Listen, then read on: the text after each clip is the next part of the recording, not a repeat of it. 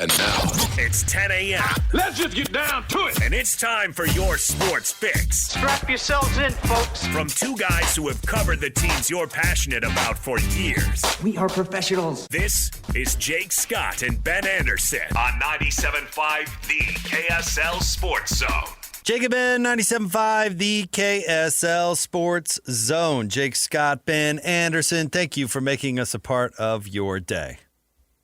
Do you know this music video, right? Like a kind of a revolutionary. I read Aerosmith's autobiography years ago, and the only reason that's okay. Can you explain that to me? Is it like Steven Tyler's autobiography, or it's about the band? The band. Okay. And they all it's like one of those where they all write different chapters and things like that. Okay. Because Aerosmith is not a person. No, but the band. Okay, all right. They wrote the autobiography. Okay. Yeah. All right. But the only reason they did that music video is because they were broken up at the time. They were not together or whatever. And Stephen and Joe Perry both just hated each other. And they did that music video because they were flat broke and they had substance abuse problems. Yeah, needed the money. So they did this revolutionary music video out of desperation. Run DMC on their side, they had no idea the song was even called Walk This Way. They thought it was called Toys in the Attic. Huh. Because the name of the album it was on was Toys in the Attic, and they weren't Aerosmith fans. They just were looking for something to rap over.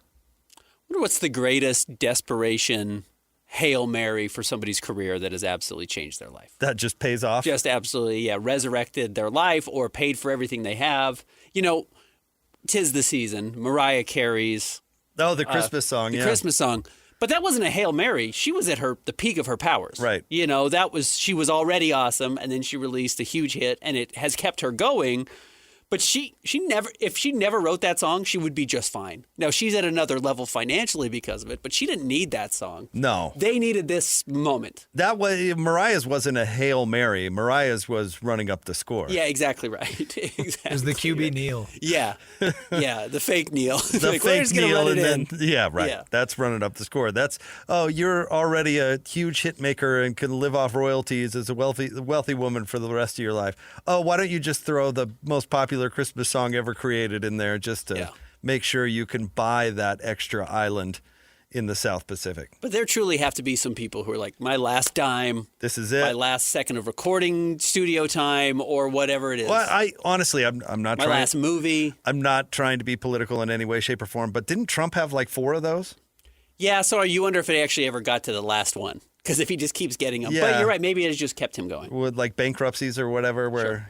But I'm sure there's a bunch of success stories where people have lost it all and gained it all. Like the Napster guy was basically flat broke and then took a chance on Facebook and now he's worth billions. Yep, exactly right. What's his name? Timberlake played him in the stupid movie. Yeah, your last investment.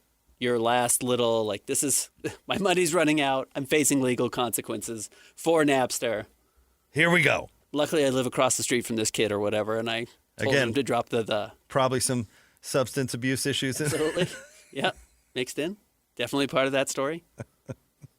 Hail Mary. Yeah. Yeah, I'm sure there's some great ones out there. There's probably more horrible ones where the Hail Mary fell flat in the end zone. You know what I mean? Oh, yeah.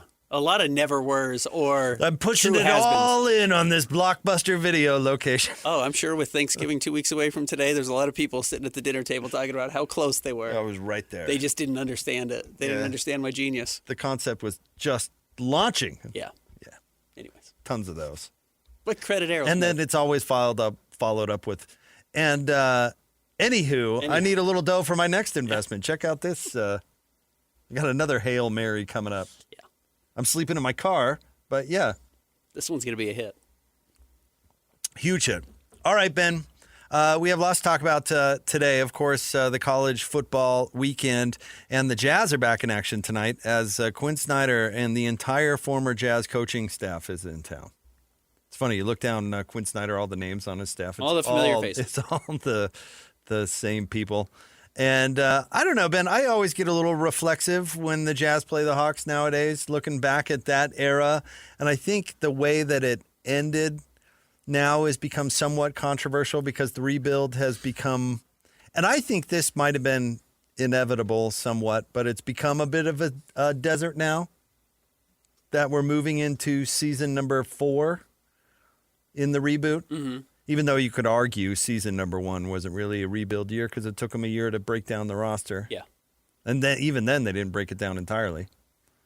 So I don't know. It's interesting. Like if Quin Snyder would have stayed and they would have just had Donovan, hey, relax for a little bit and we'll see where it goes in a season or two because he was under contract. Yeah. I wonder what the story would be. I mean, the big story in the NBA is Nico Harrison, getting fired and that crazy Luka deal out of nowhere. What would the landscape look like if Nico had kept Luka? And, you can go on and on. But with the Jazz, what would happen if they said, Quinn, tape your back together. Donovan, get over it. Yeah. Rudy, stop being weird. And let's go try to make another run at it. What would the story be? Or, Quinn, you're gone. Fine. If you don't want to be here, that's fine. But we're going to bring in somebody else, and we're going to see if they can make it work with Rudy and Donovan. Yeah. Or Rudy or Donovan. Maybe this next guy can work with Donovan, and we'll trade Rudy and try and find some different pieces to work around him and see how that works. Which is what you argued for at the time, if memory serves. Yeah, and you were right. You said if one's gone, they're all going to be gone. And you were right. That's what they did.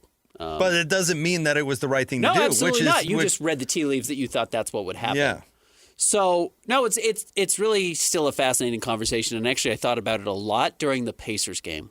Because the Pacers are undergoing one of the strangest things I've ever seen, which is they were in the finals. They were, until Tyrese Halliburton blew out his Achilles in Game 7 of a game they were leading. And if you don't remember the finals last year, I don't blame you. The world moves too fast.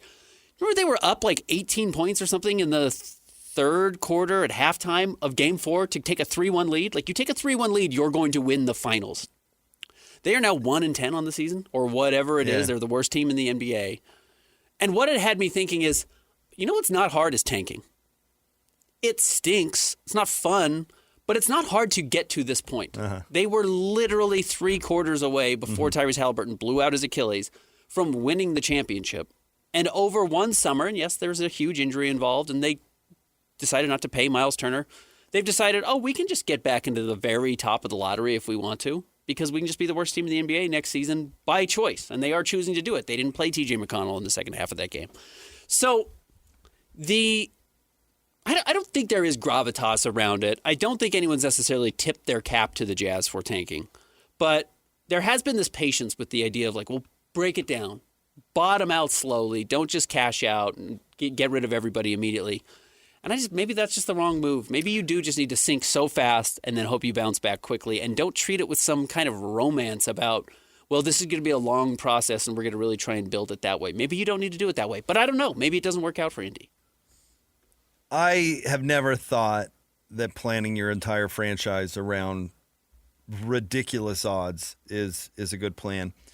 I think the Jazz do have integrity, regardless of last year, and I think maybe that's part. They thought they'd be organically worse than they were at the beginning of the quote-unquote rebuild, right?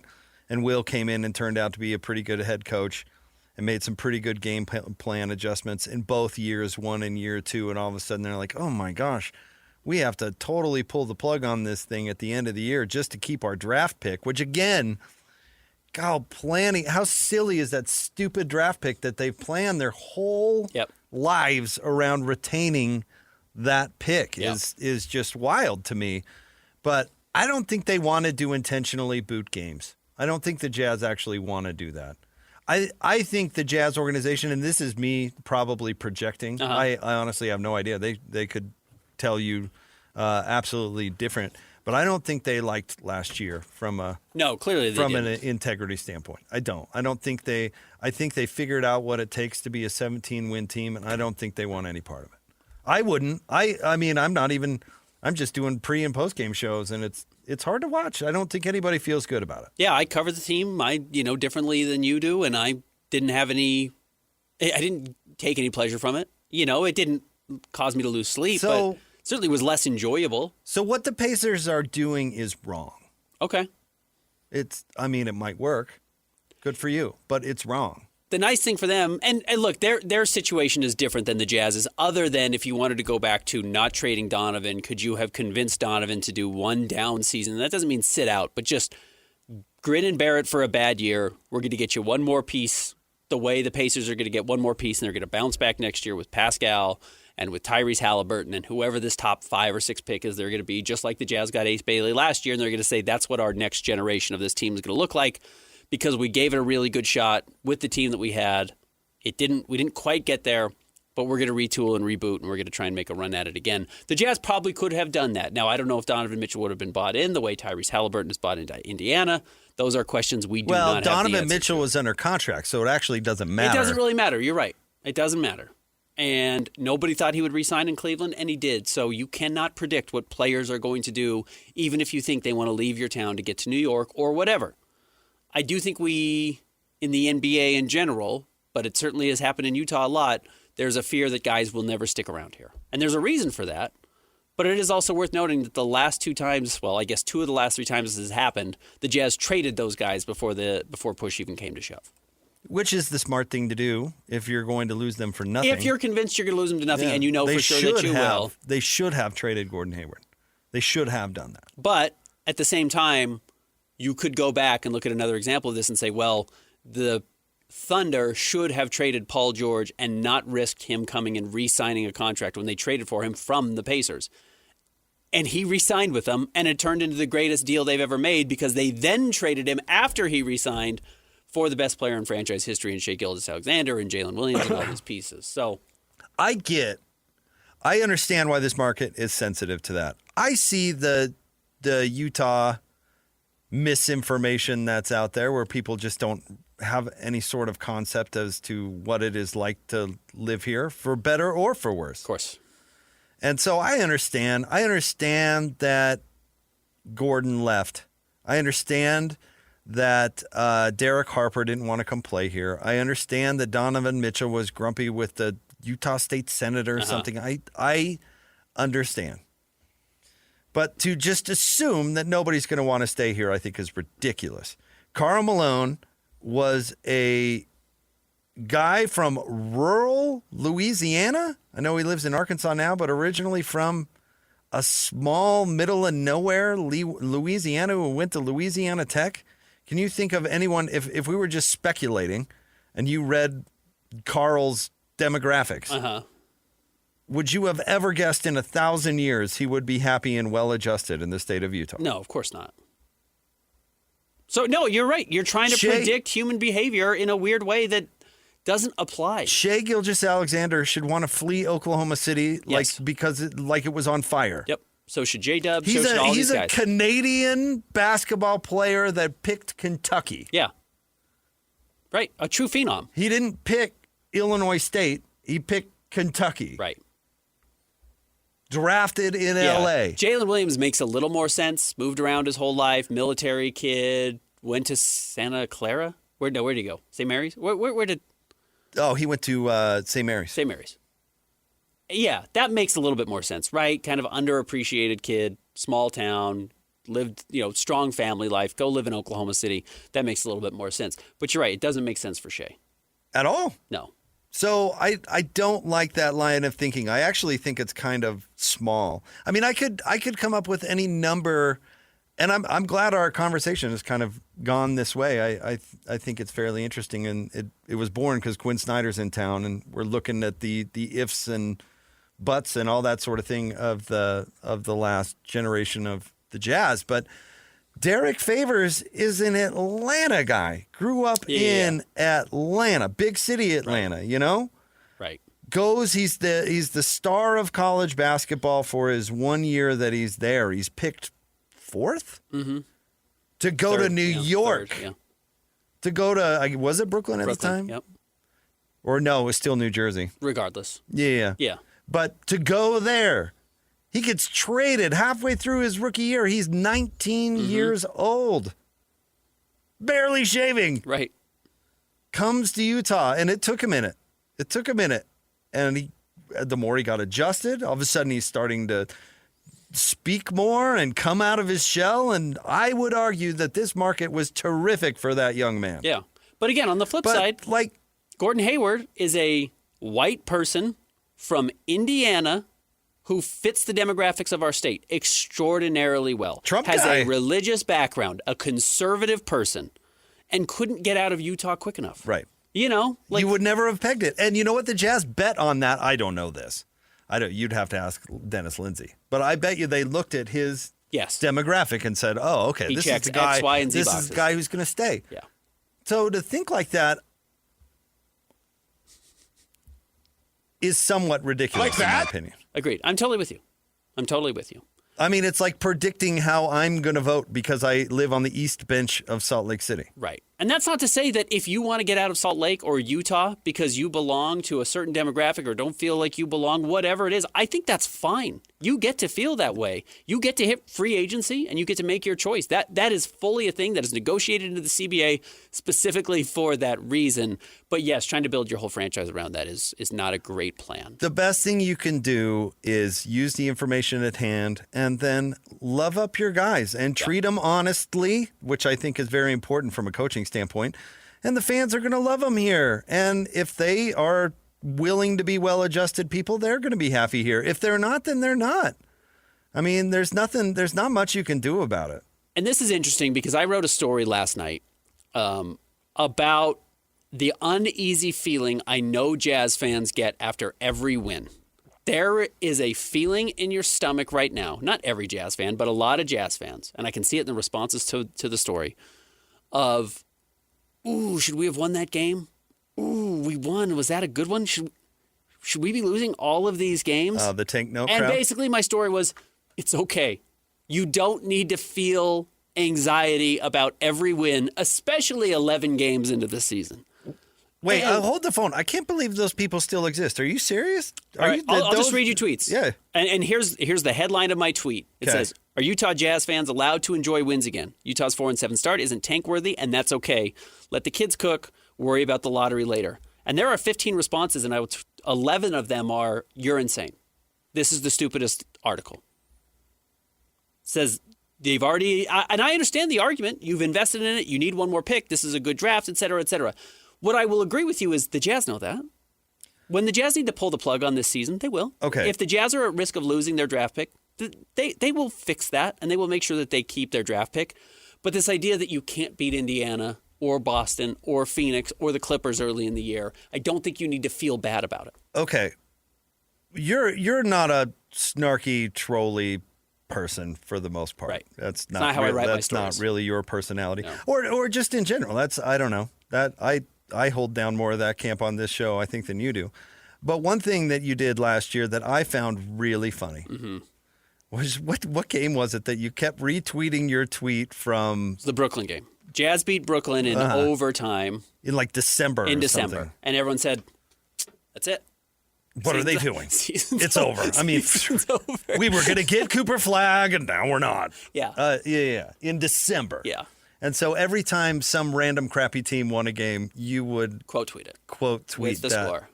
which I found really funny. And you're right, it was very snarky of me. And I was making fun of people. But it was funny. And you know what ended up being But hold funny? hold Yeah, the phone. keep going. But here's where I'm going. Those people that were they in a coma last year because the Jazz had the worst dang record? They only won 17 games. Yeah. And it didn't matter. They got the 5th pick. So why on earth would you live and die by a random win over a terrible Indiana team in November? Right. Why? Right. Why? I And- was alive last year. I saw it happen. How do people forget about this stuff? No, here's the thing. This isn't their fault. This isn't the fans' fault. This is the Jazz's fault. This is the fault of the organization that said, we're doing this for a reason. We're going to lose. You've got to be okay with us losing because the reward of us losing is greater than the pain you feel now. And they might be right. Tanking works. I wish it didn't, but tanking works. It's why teams continue to do it. It doesn't work for everybody, but it works for enough teams like the Spurs, like the Orlando Magic, like these teams that get superstars out of tanking, and it pays dividends. And you know what? Ace Bailey might be worth it. He might have been worth all the pain you get last year. You may tank again this year at the end of the season, and whoever you get might be worth it.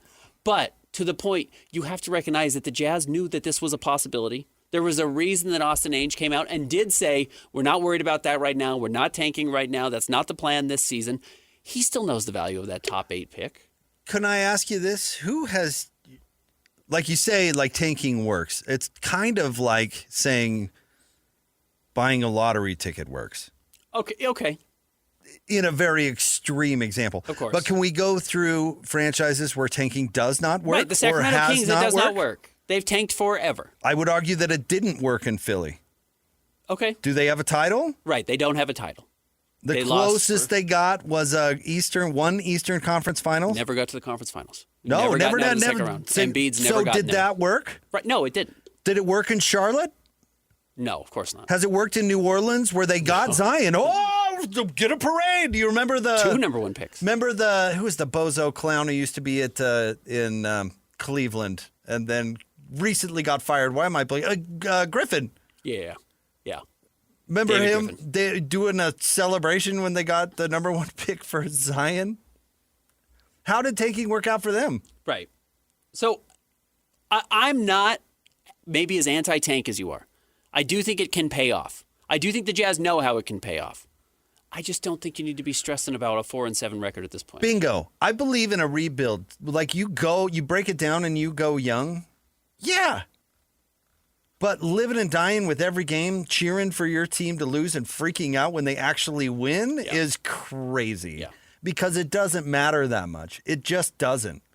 Dallas almost made the playoffs last year, Ben. What, they had to tank like 2 games at the end to make sure that they didn't. Right. They got the first pick. Yeah. The first pick. San Antonio got the 2nd pick. Yeah. And I do think that's the other thing people do need to realize. The lottery odds flattening out have really changed how the lottery works. It is legitimate. You know what the odds are? Low. For really low. For everybody. Yeah. Think about it this way. If San Antonio would have won an extra game last year, they wouldn't have gotten the number 2 pick. Right. Or lost an extra game. That's the randomness of it. So why would you flip out about a win in November? Why would you flip out? Now, if the Jazz are battling for a play-in spot in February and it comes down to, well, do you want to keep the pick or not? Okay, I guess I'll listen to you, but I am not going to listen to you in November. I am absolutely not. If you're dying over a win in November, take a Z-Quil and get some sleep. I'm trying to count the number of I'm an idiot responses. They didn't say I'm an idiot, but really, I got a few. Such a freaking bozo. I got a few of those disagreeing. "you're an idiot" responses yesterday, actually, about a different matter. Anyway, I mean, honestly, there's 15 responses to this tweet. 80% of them are this is the wrong approach. My idea that you can win games and it's okay right now. You don't need to feel about every win. It's an interesting perspective. It's an interesting spot that a lot of fans are in. Do you think they came to that conclusion before or after they read the article? I don't think they read the article. Right. bingo. Yeah, I think they saw the tweet, and I think they responded. And then, yes, maybe they read the article after, or maybe they never clicked on the article at all. And that's the gamble you take by putting anything on This Ben social guy media. makes some sense when you read his article. Yeah. Which I would say go read the article, KSLSports.com. I got to tell you, I'm so stoked that I'm mopping the floor with you in What You Got Wednesday. Oh, are you? In both? Oh, yeah, both. Ugh. Right now, it's 70-30 and 80-20. Yeah, I didn't even retweet it yesterday. Did I get tagged in it? You sure did. Okay. All right, stay tuned. If you haven't voted, you still have a couple hours to vote. We did players from the Quin Snyder era and television personalities. Huh. You're cooking me. More Jake and Ben coming up next. 97.5, the KSL Sports Zone. It's time to break down the biggest stories of the day. This is the top 3 stories of the day on KSLSports.com. 97.5, the KSL Sports Zone. Jacob Ben, 97.5, the KSL Sports Zone. It is time for the top 3 stories of the day at KSLSports.com. Brought to you by our friends at J. Brooks Jewelers. Cherish your love with J. Brooks Jewelers. Explore their expertly crafted engagement rings made from the finest materials. J. Brooks Jewelers. All right, Christian, where do you want to start today? Number 1, today is Thursday, which means we got the initial Big 12 availability reports last night. Both BYU and Utah looking relatively clean. Are they? Yeah, I don't know what it means. Did you see Utah's? It's blank. Yeah, I did see it. Yeah, it was Kyle Whittingham's depth chart they released before the season. It just didn't have anything on it. It was blank. TCU on the road at BYU, 8:15 kick. This is where Bear Bachmeier, and he's done it literally throw to throw, not just drive to drive or play to play. He's done it throw to throw. He has shown an ability to bounce back. So after a shellacking on the road at Texas Tech, they did not look good. They nearly got shut out. They really couldn't move the ball with any meaningful purpose. They should bounce back. They should crush TCU, and I think they need to. I think they need to actually rack up some style point wins before the end of the season. Well, the Bears should have a good game. I mean, TCU's not going to play any defense. No, they're not good. Yeah, right. So he should go out there and sling it all over the yard, I would think. It's what he should have done against Texas Tech. Yeah. The fact that they didn't seem to try, and I'm going to give A-Rod more credit than, why didn't you try to throw the ball? Like, he would try and beat me up if he would probably tell you that, well, we did, Ben. Yeah, we did. And let me go show you 40 examples of why it didn't work and what Texas Tech did to blow it up. And those are all accurate. And he would give you a really snarky thanks, Ben. Yeah. But I expect BYU to come out and have a willingness to move the ball. And again, like I said, you should try and win all of these games by 35 points the rest of the way to reestablish yourself as a not just good team, which you're a very good team, and you're probably headed to the college football playoff. Certainly, I believe, headed to the Big 12 title game, though you can't punch your ticket until you actually get there. But show the committee that, yes, Texas Tech was not a great loss, but you are still playing really good football despite a late loss in the season. All right, Ben. Let's play our favorite game. Let's play our game, but let's do it in league. Let's change it up a little bit. Okay. In league, where would you guess TCU is in total defense? Ooh, total defense? We say 8th. Right on the money. Right on the money. Okay. Wow, right on the money. Yeah, because they can't be atrocious because, A, there are truly horrendous teams in the Big 12. And TCU's got a good record. Yeah. I know they just lost last week, but they didn't give up 55 points. They gave up 20 points in there. Now, hold on, because there is some nuance. I get the point you're making, but there is some nuance. Okay. Let's start with this. Where would you guess TCU ranks in rushing defense in the Big 12? Okay, honestly, do they give up a lot of passing yards and they're pretty good against the run, or nobody runs because you can throw it all over them, which is not usually actually how it works? I bet they're okay. I'm going to say they're 5th. 3rd. Okay, they're pretty good. 3rd. Trusting my instincts here. Stout. Yeah. And the other team has run it 335 times, which is basically normal. Okay. So it's not the case where the other teams haven't run on them. Where are they against the pass? Must not be great because, A, if you have the 8th ranked defense, 3rd ranked running defense, you've got to be what, 11th? 14th. Oof, yeah. Surrendering 241 and a half yards per game. So Which is not. They're vulnerable against the pass. The run defense is surprisingly stout. 240 is not crazy. The problem is 240 can slide and do 350 really easily if you're bad at it. Yeah. Because you are, again, going up against some really bad teams who cannot throw the ball. Meaning you have had probably a couple of games where, because you've played some atrocious teams, they've only thrown for 125 yards, and to make up to get to 240, you've given up 380. So there's a chance Bear throws for 350 yards in this game. Just for fun, scoring defense, they're 10th. 24 and a half a game.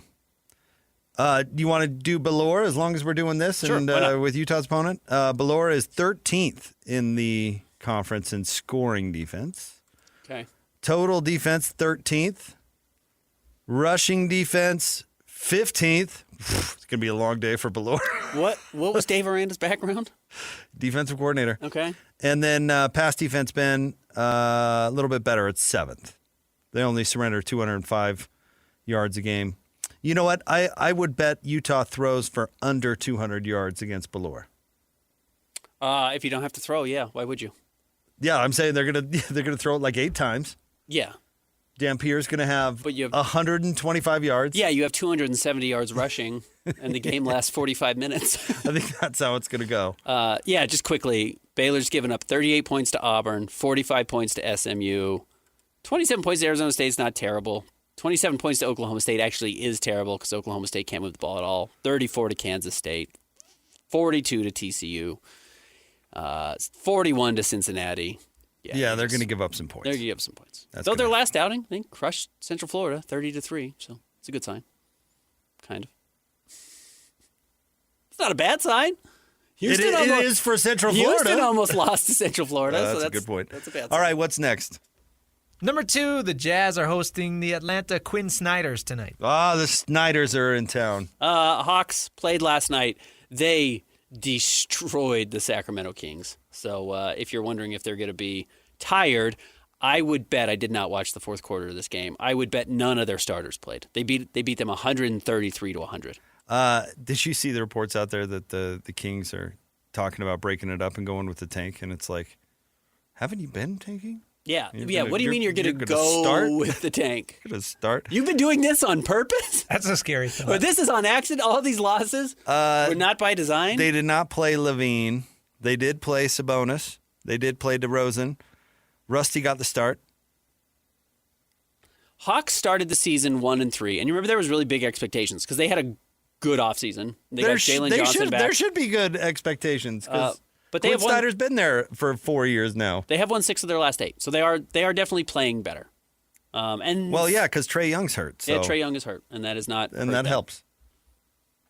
Be interesting to see where they go. Who had a big game last night? Sorry, I've got Jalen Johnson, who I think he was you 9 and I of 10 both from like. The floor, right? Yeah, 24 points. Yeah, 10 boards.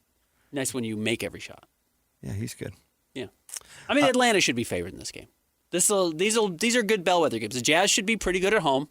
Atlanta's clearly a better team than the Jazz. So how does that weigh out? Because that'll give you an idea of how many games the Jazz are going to win this season. Because this is an Eastern Conference playoff team.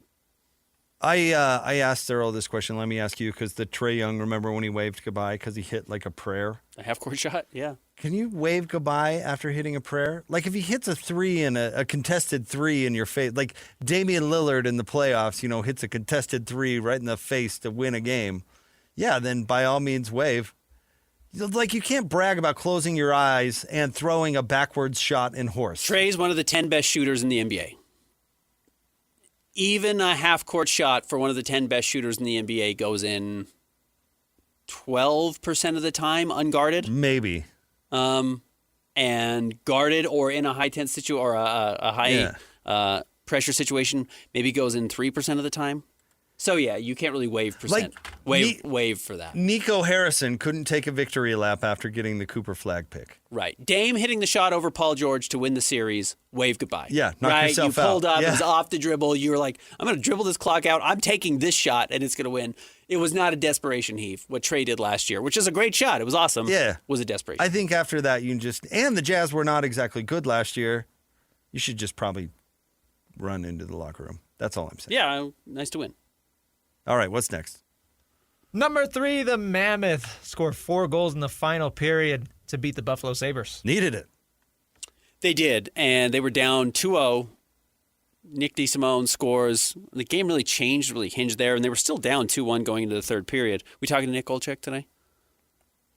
TBD on Nick Olczyk. Working on Nick. But it felt like the dam broke in a good way. They needed a breakthrough. They'd been really tough sledding for their last 6 games, so they needed like a cathartic period, and they got it by blowing out Buffalo. That game wasn't close after they kind of found their stride. Eventually, it took a while. It did. They needed to wake up, and at one point when they were down 2-0, we haven't seen it a whole lot, but Coach Bear just screamed at him, like pulled him aside and just yelled at him for an entire timeout, which you don't do a lot of timeouts in hockey. Salazar style? Salazar style. Really laid into him and then changed shook up the lines a little bit with the forwards. So it worked, and we'll see if they can keep it going. Has Lloyd really screamed at you today, Christian? He just got done. Okay. He just got done. That's why he's tears in Christian's eyes. He's blotting his eyes. We're going to see if Christian's okay during the break. All right, stay tuned. We'll get to more coming up next. It's Jake and Ben, 97.5, the KSL Sports Zone. Let's go! Complete game coverage of the Cougars is right here on the KSL Sports Zone. The Cougars return home for a battle against TCU. Your home for the best coverage of Cougar football is right here on 97.5, the KSL Sports Zone. You're listening to Jake Scott and Ben Anderson on 97.5, the KSL Sports Zone. Jacob Ben, 97.5, the KSL Sports Zone. This segment is brought to you by Peach Doors and Windows. Amazing home transformations begin with Peach, where 5-star reviews are the norm. Call them today for your free in-home estimate, 801-566-1255. It's Peach Doors and Windows. Ben, what do you think about this coming from old Ross Dellinger for Yahoo? He says, Big 12 is recommending Utah Athletic Director Mark Harlan to replace Mack Rhoades on the CFP Selection Committee. It's still unclear who will fill the committee chair role vacated by Rhoades. Yeah. So anyway, there's the Big 12 is pushing Mark Harlan. What do you think? I have a question of why are athletic directors on the college football playoff committee? How would you not be biased? Why would the Big 12? So here's the hypothetical. Let's say Mark Harlan steps in today. Texas Tech wins the Big 12 title game, punches their ticket. Not an AQ, but they're going to be one of the top 5 ranked. Well, he goes in. Uh-huh. I don't care what he says. I'm never going to know what he says behind the scenes. BYU doesn't make it. What's the headline? Uh-huh. Yeah. No, you're spot on. I agree. Whether he said, guys, I will sacrifice my firstborn to get BYU in, and they say, well, there's only 11 of us in the committee. I think there's only 11 now. There used to be 13. There's only 11 of us in the committee, and 10 of us think BYU's out, and you're the one who says in, but good luck to your firstborn. And they're going to, when he goes back to, I said sacrifice your firstborn to get BYU in. That's why I said that. But if you were to now go back to Utah and stand in front of a press conference and BYU doesn't make it, he has to be the one who takes the blame for BYU not making it. So, A, it's why athletic directors shouldn't be there in the first place. It's why if I were Mark Harlan, I wouldn't want to be in it. And B, you know what they should do? They should take the worst athletic directors from every conference if you have to have an athletic director. Yeah, what's Oklahoma State's athletic director doing right now? Put him out there. Well, make him advocate for the Big 12. I'm glad you mentioned that. I'm looking at it way different. I do agree with everything you said right there. But if I'm Bert Yormark, don't I want a representative? He knows his name is Brett, just so we're clear. He knows his name is Brett, but he watched the movie Maverick one time, and Jodie Foster calls Mel Gibson Bert instead of Brett. And it's funny. Anyways. So, Bert. Back to Bert. Back to Bert. Why would you put somebody up for that job who doesn't even want to be in the league to begin with? Another important question. Why would you put Big Ten Commissioner Mark Harlan? Okay, so Bert has got to put somebody in that room to advocate for the league. He doesn't even like the league. Well, apparently, was absolutely stolen from us. We were excited about being in the Big 12, but tonight I am not. You're not wrong. I'm not hiring a lawyer that doesn't even want to be a lawyer or want to be at the firm. I don't know what the comparison would be, but I would start there. Second of all, can I tell you who I would hire if I were Bert? Oh, I don't know. Name a celebrity. I 100% would. If you're thinking about it from a PR standpoint, I'm sending Matthew McConaughey in there. Okay. Unfortunately, he also didn't want to be in the Big 12. His Longhorns ditched the conference. Well, I don't even think my point is you don't even need a connection to the conference. I would hire a celebrity to go in there where all these people are just going to kiss their rump. Yeah. We got The Rock. Sydney Sweeney. Send her in. You know who's getting 3 Big 12 teams into the college football playoff? Sydney Sweeney. She wore that dress again. We voted for her. She's going into that room. She wore the dress again. And she's coming out with 3 berths in the playoff. 4. What do you bet me? You got 4 in? 4? Baylor's in? How did Baylor get in? That's what I'm doing. Sydney said they were good. Why are you sending Mark Harlan that doesn't even like the league? What's he going to do? He's going to advocate for more Big Ten teams. You got to hire someone with some gravitas. We were picking between the Bearcats and Baylor, and we put Baylor in. Put them, send a celebrity. That's all I'm saying. I mean, Sydney Sweeney would be ideal, but you probably, she's probably got a high price tag. Yeah, she's in demand. These people are making it up as they go anyways. It doesn't matter. Maybe you'd have to pick somebody a little more washed up. Like Martin Short could come in there and come away with a couple of playoff bids. You know what I mean? Yeah. Somebody charming that Two everybody's very different skill sets. that everybody's going to kiss up to. But all likable nonetheless. Yeah, right. That's the whole point. Yeah. Yeah, it doesn't just have to be. Mark Harlan's going to go in there and say, "Nah, you should give the ACC 3 because I mean, have you seen the Big 12 play? We don't even want to be." He's going to be kissing up to the Big 10 the whole time. Yeah. How does Utah find its way into the Big 10? Well, Mark Harlan gave him several playoff berths. Yeah, right. Indiana, Ohio State, and Maryland are in. So again, why would the Big 12 why would Bert send Harlan? But there you go. We'll see if he makes it onto the playoff committee. I guess every conference has a commissioner that represents your conference, so I get it, but it's the stupid design of the conference or of the playoff committee in general. Listen, look at this really funny tweet we just got. The one with Bert? Uh-huh. Yeah. I love most of our listeners. Yeah, absolutely. Most of them are We're quite, laughing at your tweet, Chewbacca. Good job. quite delightful. Yeah, that's really funny. All right, stay tuned. Nick Olczyk, our buddy, is joining the show. Coming up next, 97.5 the KSL Sports Zone. The exclusive home of the Utah Mammoth is on 97.5, the KSL Sports Zone. Paterka down the middle. Paterka shoots and scores! They love him here in Utah. J.J. Paterka scores against his former team to tie the game. Small to head for Keller. Keller from center scores. Clayton Keller makes it 5 goals in a row, and it's 5-2. Mammoth on top and in charge.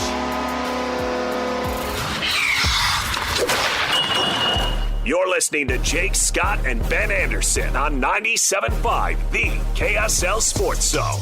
Jacob Ben, 97.5 the KSL Sports Zone. It's time to talk some Mammoth hockey. Of course, he's on the Utah Mammoth broadcast, both radio and television, and he's nice enough to jump on with us once a week. He's our buddy Nick Olczyk. What's going on, Nick? What's up, boys? Happy to join you guys as always, but I do got a little bit of a bone to pick. Oh, boy. Just a little bit of a bone to pick. I heard as I was putting down my phone after our last chat that was someone making a little fun of me with me handling some spice? Is that what I heard? Did I hear that correctly? Yes, you did, and yeah, it was all 100%. Ben. It was me, and I said, "Yeah, you're a tough guy." But I said, I don't think these hockey players are maybe as tough as they look on the ice because the spice is a little bit too much. I did say the spice level you are eating is a novelty spice. It's designed to give you the reaction that you did have, not that you were struggling with the jalapenos. Though you did mention you don't really eat the jalapenos either. No. You guys are right on board with my consumption of spice. I avoid it at all costs. So that one hurt. That hurt. That wasn't just like, oh yeah, I'm just sweating. That was for 2 hours, even though I was pounding milk.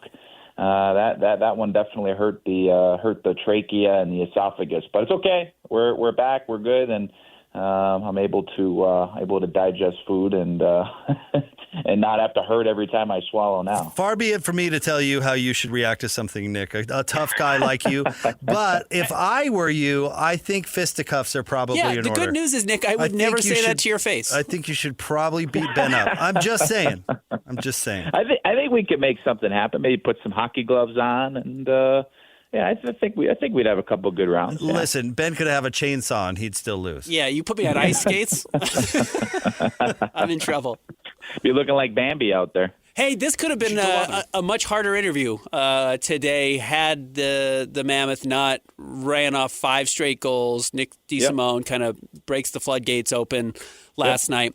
What changed? And obviously, we did see changes to the lineups from Coach Bear, but it just felt like a weight was lifted off their shoulders after a bad couple of weeks of hockey. Yeah, but I don't. Here's what I will say. And there are certain respects that I will agree with you, but I don't think anything really changed that much in terms of schematic, in terms of tactics, in terms of the structure that they're trying to play in all 3 zones. I just thought that the mental effort was there more than it's been in the past couple of games. And when you look at that stretch where, after the 7-game win streak where they went on to lose 5 of 6, where they sat before last night's game for their defensive metrics were some of the best in the league for a pretty decent sample size being those 6 games. They allowed the fewest shot attempts. They allowed the second fewest shots on goal. So shot suppression in their own zone, pretty good. A lot of things coming from the perimeter. In terms of cycle chances, and for those of our newer fans who may not know, it's pretty much when a team passes the puck around down low behind the net, and they come out from behind the net along the sideboards and then kind of curl in towards the net. That's a cycle chance. They're sitting 4th in the league in that number. Also 4th in the league for rush chances, where the opposition is skating through the neutral zone, the area of the ice in between the 2 blue lines, and they try to make a play as they were to enter Utah's zone. So anytime you're top 5 in those categories and you're allowing not many of those chances, more times than not, you're going to give yourself a really good chance to win, especially with how you're playing defensively. But the issue was, I thought, is some mental errors, doubled up coverage, missed assignments, breakdowns in the defensive zone, as well as a couple of goals that Utah goalies definitely wanted to have back. So you wrap all of that together with the fact that the offense was drying up, especially from the top 6. If you're not scoring a lot, the defensive miscues become that much more magnified. So I think it was kind of the perfect storm in that. I don't think they were playing awful. Look, they weren't at the level that they needed to be, no question. But when you look at that 7-game win streak, was every one of those games a game where they dominated and they 100% deserved to win? Yeah, majority of them, absolutely. But all of them, no. But when the goals were coming and everybody was scoring and you're going through a stretch where it doesn't matter what you do, the puck finds its way into the back of the net, that's able to mask maybe some of the things that weren't as great, especially with how they were playing without the puck. So, yeah, huge to get back home after having the toughest schedule of anybody in the league to that point, having played the most road games. But I just felt like they were at their best for the majority of especially the latter half of the game. And I know I'm going long here, but I do want to make this point. The beginning of the game wasn't great for the Mammoth, wasn't their best. But there was a juncture in that hockey game where the Buffalo Sabres took a 2-0 lead, and that 2-0 goal was a big-time breakdown in their coverage. And it was about 7 minutes into the second period.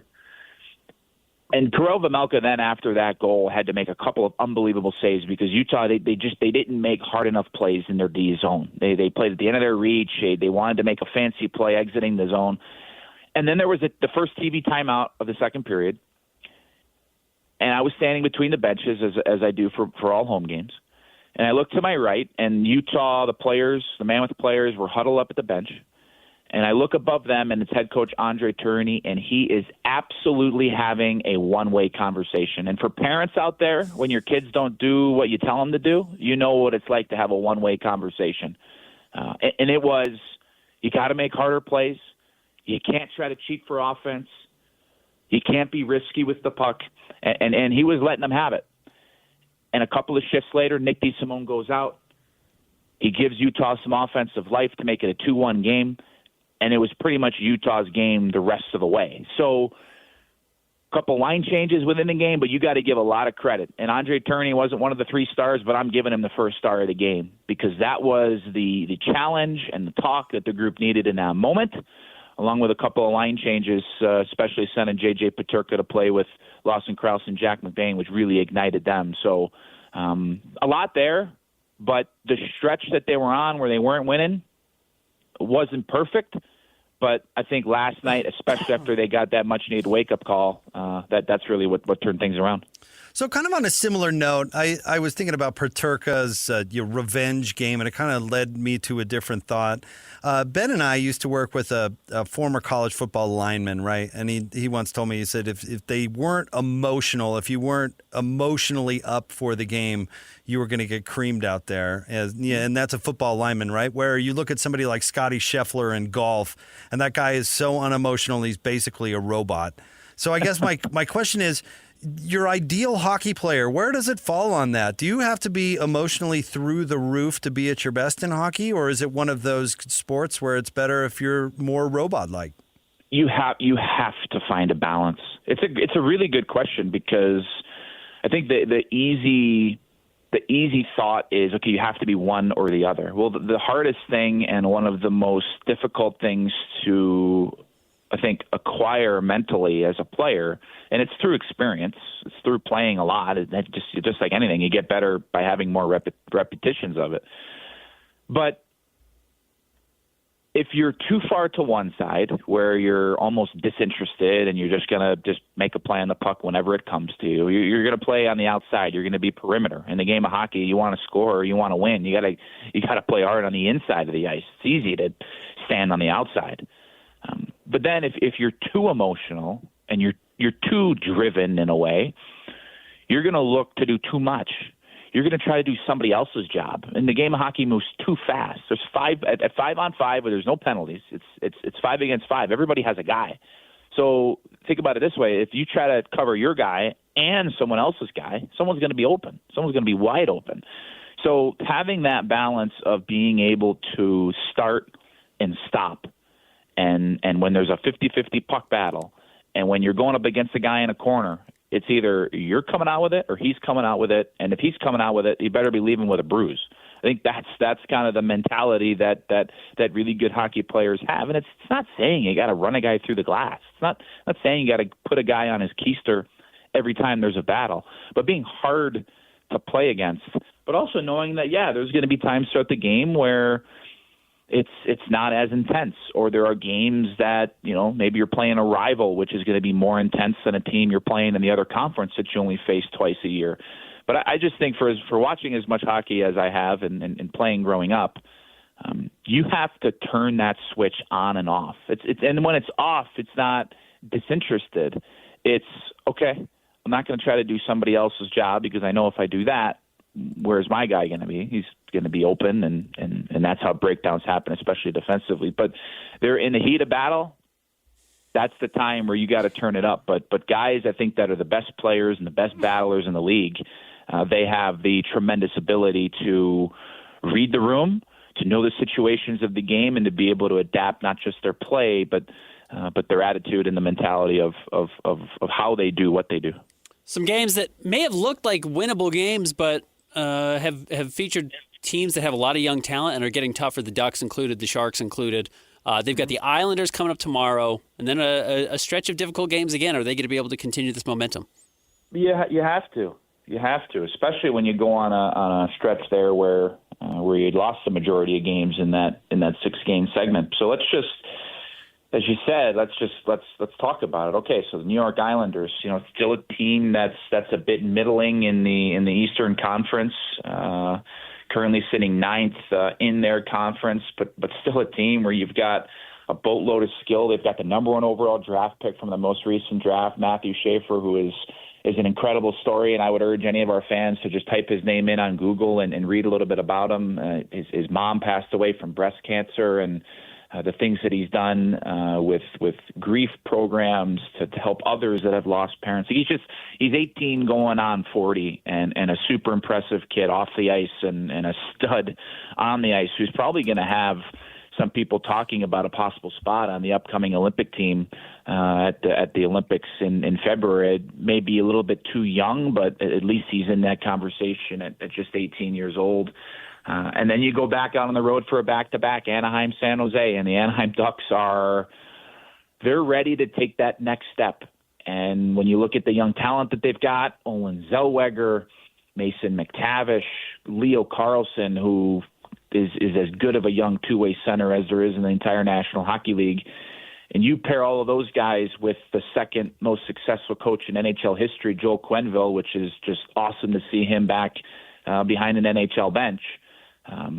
It's not that different of a situation for Joel taking over the Ducks as he was, for those that know, in the early 2010s when he took over the Chicago Blackhawks and led them to 3 cups in 6 years. So I don't know if the Ducks are exactly on that trajectory. I don't know if they're exactly where they are, where the Hawks were with a couple of first and third overall picks back in the day, but they are a team that is as impressive as anybody. And while they score a lot, they give up a lot defensively too, but they have certainly earned the right to be where they're at, atop of the Pacific Division, which is a good division. And then you head to San Jose, and that's a team that is always a tough out. They've got young guns that play on the transition. They got a ton of skill, but similar in a way to Anaheim, not as far along as Anaheim is in their rebuild and build, but a team that cheats for offense. So those are the types of games where you really got to manage the puck extremely well. If you give it away, if you don't make the play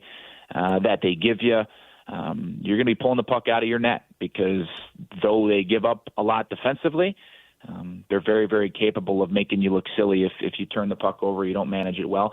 And then you come back home for 4 tough games. You got Vegas twice, you got New York Rangers, you got the Canadians, who are another young run-and-gun team, and then you head on the road for 10 days for 6 games. So look, this schedule, especially this year, guys, is so compact because of the big break for the Olympics. But the only way out of it is through, and with how this team played last night, they should have a boatload of confidence going into practice today, and then a big game against the New York Islanders tomorrow. Nick, I know I speak for Christian and myself when I say we love having you on the show and communicating with you with respect. Thank you so much, as Nick, always. what are you eating on the road?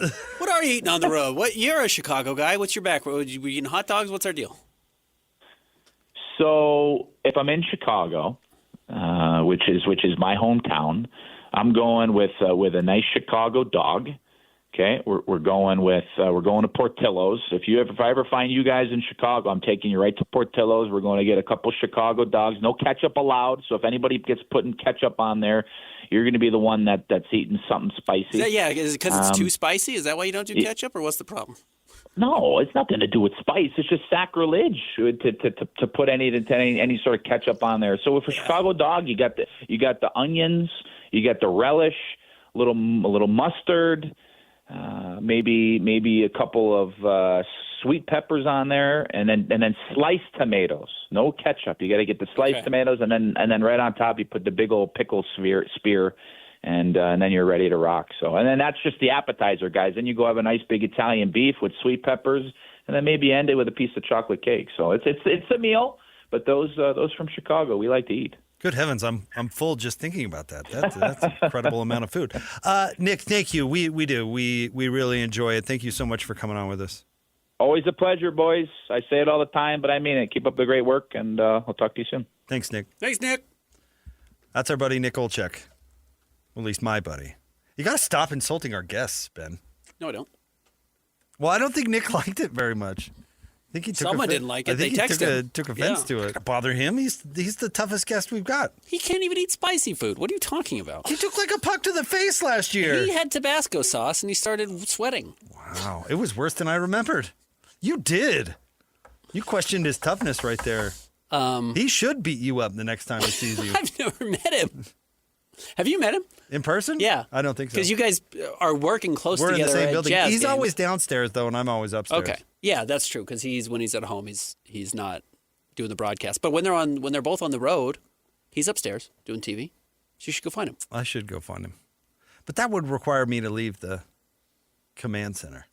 It's true, and you don't do that. I'm used to people coming to me. Well, Nick, if you're listening, go find Jake. We have big celebrities come to us. Yeah. Thurl Bailey Yeah, comes and you mean does big by postgame. height. Well, Yeah, big celebs. Tall people. In all honesty, if there was a list of celebrities living in Utah, Thurl's like top 3. Nick's 2. Thurl's 3. Oh, you can't put Nick. No offense. Now, here's the one I'm going to insult our guest. You can't put Thurl behind Nick. Thurl goes behind no one. Maybe Phil Dunphy. Yeah, Phil's 1, clearly. Maybe Maybe a tie. Where you fall on ketchup on a hot dog? It's fine. Absolutely not. It's fine, right? No. It's just fine. You eat your hot dog however you want to do it. I like ketchup. I'm not hating on ketchup, but it is not the best condiment for a hot dog, no. Okay. You obviously do put ketchup on your hot dog, which is so predictable. I'm a mustard guy. I like mustard. I like yellow mustard. I like sure you cheap, bad do. mustard. My fiance does not eat mustard, so if we do like the Costco dog or whatever, we generally have to do half and half. You split You a split hot a dog? Costco dog? Occasionally. It's a lot of dogs sometimes. It's not. Yeah, if you're just stopping in. It's not. Yeah. Or we'll do like a pizza and a dog. She'll get a slice of pizza, I'll get a dog, and we'll go half and half. That's Whose cute. idea was it to split the Costco dog? Hers. And you said yes? Jake, do we need to talk about your relationship with your wife? I don't split hot dogs. She does ask me occasionally to split meals, but not like a small hot dog. It's a snack. Yeah, we're picking it up over the road. Yeah. Okay. You a Malort guy? You A ever had what? Malort? No. The Chicago hairspray pickle juice liquor? No. No, you've never had Malort. Oh, interesting. You're well traveled. I thought that would have been one Is of it your things. good? No. It doesn't sound particularly Pickle good. juice and hairspray? No, it's Oh, terrible. it's literal hairspray? No, that's just what it tastes like. Oh. I wonder if you Yeah, why are tried you Malort. drinking hairspray? I don't know. Why do people drink anything they drink? But Malort specifically is a Chicago thing. Okay. No, haven't done it. I get the impression Nick, not a drinker. I don't know why. You can I just ask get him the next time. impression. Yeah, I get the impression no. Stay tuned. We'll have more coming up next. Jake and Ben, 97.5, the KSL Sports Zone. Nobody gets you ready for Utah football more than the KSL Sports Zone. Ready? Kyle Whittingham and the Utes hit the road to Waco for a showdown against Baylor. Your home for the best coverage of Utah football is right here on 97.5, the KSL Sports Zone. You're listening to Jake Scott and Ben Anderson on 97.5, the KSL Sports Zone. Jake and Ben, 97.5, the KSL Sports Zone. Jake Scott, Ben Anderson, thank you for making us a part of your day. All right, Ben, we brought this up earlier, but this is the big story of the day, and there's kind of some nuance to it. And Utah, interestingly enough, is involved, certainly the Big 12. So Baylor, their athletic director, Mack Rhoades. Mack Rhoades. Why did I say Mark? Mack Rhoades is taking a leave of absence from the school. Mm-hmm. He is currently on the College Football Playoff Committee, and he'll be stepping down, obviously, from that as well. Then Ross Dellinger is reporting that the Big 12 is pushing Mark Harlan to replace Mack Rhoades on the College Football Playoff Committee. Have I got that right so far? Correct. Mack Rhoades is stepping down for personal reasons, or stepping away. I don't know if he's stepping down, but stepping away. And there is backstory to why he is stepping away. Okay. Stuart Mandel, Sam Kahn, in The Athletic, wrote this. Rhoades, who is currently, they wrote this a couple days ago, so not quite up to date. Rhoades, who is currently serving as a chairperson for the College Football Playoff Committee, which we know is no longer the case, is alleged to have taken exception to a gold long-sleeved undershirt worn by Baylor tight end Michael Trigg, former USC tight end who transferred to Baylor, during the Bears' home game against Arizona State on September 20th. So this is about a month ago now. According to the source, during the first quarter, Rhoades grabbed Trigg by the shirt on the sideline and while using an expletive, questioned why he was wearing it. The rest of the team was wearing dark-colored shirts. Now, look, if I were to grab your shirt and say, Jake, what the hell are you doing? Mm-hmm. You could technically say that was an expletive and why are you don't get to talk to somebody that way. Mm-hmm. But it got so bad that, according to The Athletic, members of the coaching staff, including head coach Dave Aranda and tight ends coach Jared Anderson, later had heated words with Rhoades about the incident, the source said. The incident had a lingering impact on Trigg that day. Trigg got rattled, the source said. It kind of messed him up, to the point where Trigg asked his parents to come back and talk to the athletic director to defend him. Again, you're talking about a tight end in college football who went to USC, so we're talking, 6'5", 230? But was rattled enough that this Rhoades guy was in his face that he felt like he had to go to an authority figure being his parents, though Aranda and the tight ends coach figured it out. More than a month ago, Baylor University received reports of an incident involving Vice President and Director of Intercollege Athletics, Mack Rhoades. These reports were thoroughly reviewed and investigated. This is a different incident. Uh-huh. So there's something else that has gone on with Rhoades behind the scenes that Doesn't have anything to do with Trigg, the tight end, but is certainly looking like a pattern of problems with this guy. Do we think he was sober? Well, that was my first thought. I'm not kidding. That is Well, my if first he's thought. on PCP, then that makes a little more sense. But as you have also said recently, is we got to stop blaming alcohol for things. For things, you're still doing it. Did you? Again, we don't know what his deal is No, here. we don't. Whatever his deal No, is, he is a grown man. I was making a joke. It doesn't matter whether he was sober or not. I'll give him the benefit of the doubt that he was sober as a judge and is just a psycho. And you could truly tell psychotic behavior because of the lack of consequence of the action, right? Uh-huh. Okay, if you're going to flip out on somebody, they better have beaten up your kid or something. Like, you know what I mean? Like, Yes, there are right. certain where you're like, okay, I kind of get why that person flipped out. This is a player that didn't follow the dress code. Right. Like, you could have communicated to the player in an email after the game, listen, this is what you need to wear during games. Yeah. We'll consider further action if you don't follow it. Send. You And know, again, like the kid wore a gold long sleeve Yeah. shirt because he was covering up a brace that he had because he was injured. the consequences of the violation are nothing.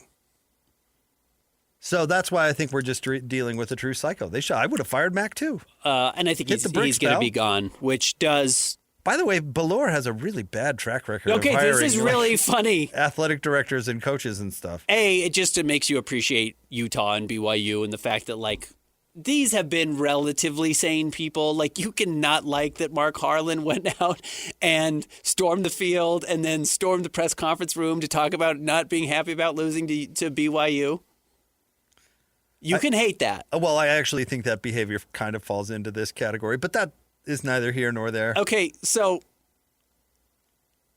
Ian McCaw was the AD over Art Briles when Art Briles had all the sexual assault allegations, or they were going on at Baylor, And or he was Art ignoring Briles was it, there, yeah. and he was ignoring it. And do you remember who replaced Ian McCaw? This guy, I'm guessing? No. No? Kenneth Starr. Oh, yeah. No, Kenneth was the president of the university. He was the president, wasn't but the was AD. overseeing and made the decision to bring him in. And Is Kenneth Starr is still there? Is he gone? No, he's gone now. But he's a fairly sober fellow. I mean, No, Kenneth Starr's fine. He just is isn't, a funny a name of great infamy in our country's history. Christian, Bill Clinton was the president of the United States in the 90s. Yeah, And, really throughout most of it. He was controversial in his second term when he was impeached after Having a relationship with an news of aide. an affair emerged. Monica Lewinsky. Kenneth Starr was the independent counsel who investigated said. And then now the president of Baylor. Or was. wrote a really infamous report So anyways, that included some unnecessary detail. he felt it was necessary. He did. He thought it was important to go into great detail. Great detail. I don't know if everybody needed that, but he did. He did. He did. But Baylor will now face Utah, host Utah, embroiled in quite a bit of turmoil, both with the athletic director, players on the team, and obviously the head coach stuck in the middle, which is, oh, this athletic director's on his way out and I'm having a bad season. What does that mean for me? This is not the type of... And maybe I'll sing a different tune on Monday. Maybe it is. But generally, this does not lend itself to the rallying cry response of who was the horrible coach at UCLA who got fired to start the year? What was his name? Former running backs coach. Foster. Deshaun Foster. Deshaun Foster. He gets fired because he's an idiot. And they do actually have a rallying cry when the next guy comes in, Neuheisel's kid. And everyone starts to play a little bit better. That's not what's happening. No, well, no. It's the athletic director. The players don't care about the athletic director. Unless he's on the sidelines yelling at them. Utah players don't care about Mark Harlan. Unless he got a flag thrown, then they probably would care. But I don't know. You've talked to student athletes. They don't care about the athletic director. A lot of them probably couldn't tell you they're who not it going is. to rally around anybody. That tight end is pretty stoked he's gone, but I doubt anybody else cares. The reason that tight end is probably traumatized is because his boss's boss just came out of their office and lit him up. Who's this stranger for yelling nothing. at me Yeah, on the right. sidelines? No, the players don't care about the athletic director. This isn't going to have an effect on the game one way or another unless, like, Dave Aranda reads the writing on the wall and decides to do bath salts before the game or something. I don't think this will have an effect on the I think it does. or on the Utah Baylor game at all. I think it speaks to the condition of the program, and when a condition is in when a program is in the dumps, like I think Baylor appears to be or is bordering on, I do think that can have an effect on the game. But that's not why Mack's getting canned. No, he's not getting canned because the program's in a bad spot. Yeah, so no, I don't think but this are they in a bad spot because he's a bozo? No, I don't think it matters. I think potentially yes. I think it does matter. I don't think not in one game. I don't think it matters at all. Well, no, I think it's a hint of why they are where they are. If they overall. canned the coach, then okay. But the athletic director, who cares about the athletic director? If Mark Harlan got fired today, you think it would affect how Utah football played tomorrow? No, but if Kyle Whittingham was actively fighting Mark Harlan, was having to defend his players from Mark Harlan putting their hands on him, well, apparently? That's not what it was. He talked to the athletic director after it happened. It's not like he dragged the athletic director off the field. But if Witt had to go yell at Mark Harlan for swearing at his players, yes, I think that would impact the game. You don't think Witt talked to Mark Harlan about running onto the field like a lunatic? Witt did it first. Witt kicked the chair at the press conference. It's his prerogative. Well, He's to be the fair, coach. what happened to Utah after that game? They completely imploded, right? Yeah. Well, I don't know. I'm sure Kyle Whittingham said, listen, Mark, you should have gotten a penalty thrown on you, and if that would have happened, I would have had to end your life. I'm sure he had that conversation. No, I think this speaks to the state of Baylor. And I think if you're Utah, you're catching a team that's in a very vulnerable spot that already wasn't very good, and things are feeling worse. This is big cultural stuff. This is a big storm cloud over an already bad season. Hey, you're talking to somebody who loves reading into things. I mean, that's what I do. But I don't know if I'm coming that far. I don't think it's going to have an effect one way or another. Well, I mean, I think Utah should have been favored to win this game. Yeah, regardless. I don't think it's going to have anything to do with the idiot athletic director. But we'll see if Baylor no-shows. I'll be curious. I'll be curious if this is, the warning sign of what's to come. And look, the record is the warning sign of what's to come for Dave Aranda. But yeah, it's the already same coming. way Avery Johnson's dad beating up his brother in Ireland ended up being a bad omen for the rest of the season, I do think you are seeing some of that with Baylor. Well, you just said the word omen. That implies some sort of bad omen is some sort of a storm cloud, but an indicator of how bad things actually are behind the scenes. No, I'm saying, you can say omen, I guess, in that situation, but I don't think the old man beating up Avery Johnson's brother had anything to do with their loss the next week. No, you're probably right. Omen, fine. Well, the smell emitted from my bathroom this morning was a bad omen. What? It just meant I was going to have a bad day.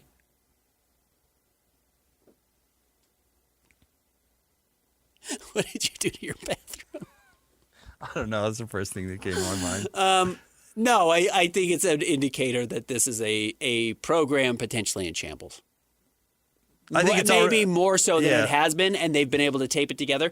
This type of stuff is the straw that breaks the camel's back. But I think it's not causal. I think it's a result. Yeah, or a reflection, or even a coincidence. I would doubt it's a coincidence. All right. Good times. I'm excited to see how this game goes. But yeah, Baylor's in a really bad spot, the athletic director specifically, and it's bad news for Dave Aranda. Stay tuned. More next. 97.5, the KSL Sports Zone. It's another battle for the Aggies, and the KSL Sports Zone has it covered. The Aggies head south to Las Vegas for a Saturday afternoon showdown against UNLV. Your home for all the play-by-play coverage of Aggie football is right here on 97.5, the KSL Sports Zone. You're listening to Jake Scott and Ben Anderson. Let's lock in. On 97.5, the KSL Sports Zone. Two amigos on the airways, talking sports. They got him Matrix and also loves his tie-dye. Ben's got style with his scarf. Oh my.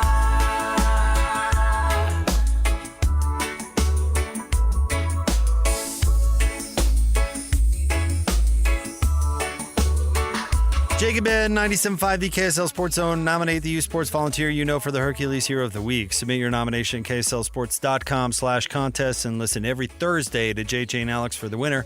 Help us celebrate the efforts of those volunteers making an impact with the Hercules Hero of the Week, sponsored by Hercules First Federal Credit Union and Beehive Meals.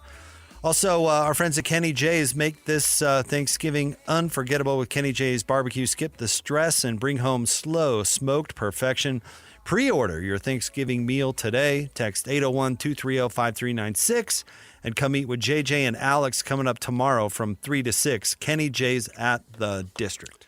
Apple, according to Paul Tenorio, is discontinuing its MLS Season Pass subscription service starting next season and will make matches available to all Apple TV subscribers for no additional fee.